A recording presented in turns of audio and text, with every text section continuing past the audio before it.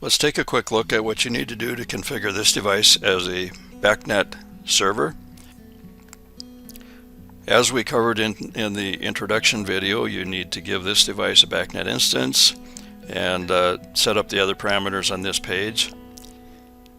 And that basically allows this Babel Buster to become a BACnet device on the BACnet network, and then to define or configure the individual objects contained within this gateway. First of all, over under resources, you want to check and see if you have the number of objects that will satisfy your requirements, and here we see we have a couple of hundred analog inputs and 100 each of most of the rest of the object types. Come over to local objects, and this is where we see various objects we have in this gateway or BACnet server. And to configure any one of these, just click on the object number.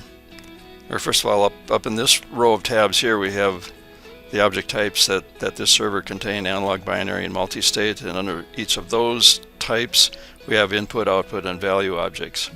So under analog input objects, for example, if you want to configure an analog input, in this case analog input number 1, just click on the object number, and that brings up a detail page about that particular object.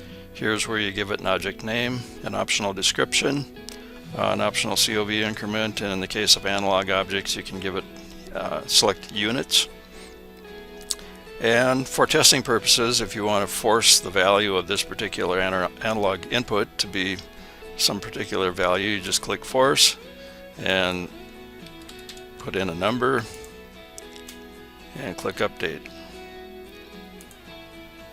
For binary objects, very similar.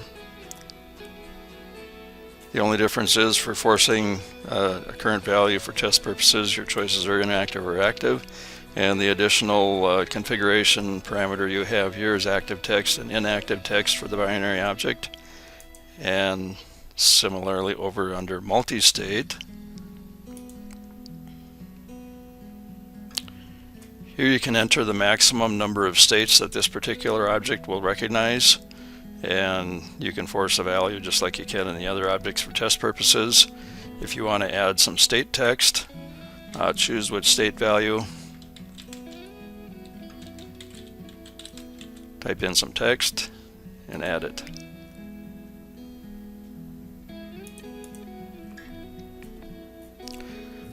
One other tab under the server set of tabs is actions. Here we have some simple templates that we can use for defining actions, such as averaging a couple of objects and putting that value in some other object.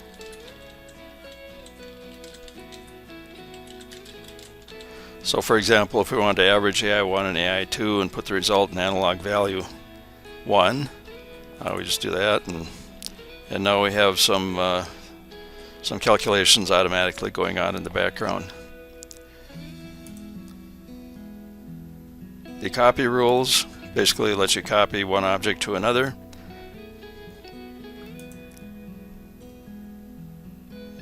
And the report tab lets you generate an object value based on the status of any client device recognized by this device, which it'll be a client that you've configured.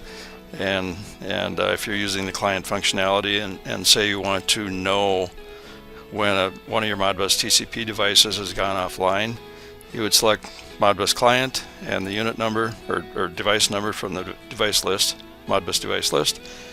Give it an object number where you want to put the value, and what you're going to get in that value then is a value of 1 if there was a timeout, or 2 if there was an error message received, or 3 if there's some kind of line fault. It allows a real simple diagnostic to be maintained on devices that the client is querying.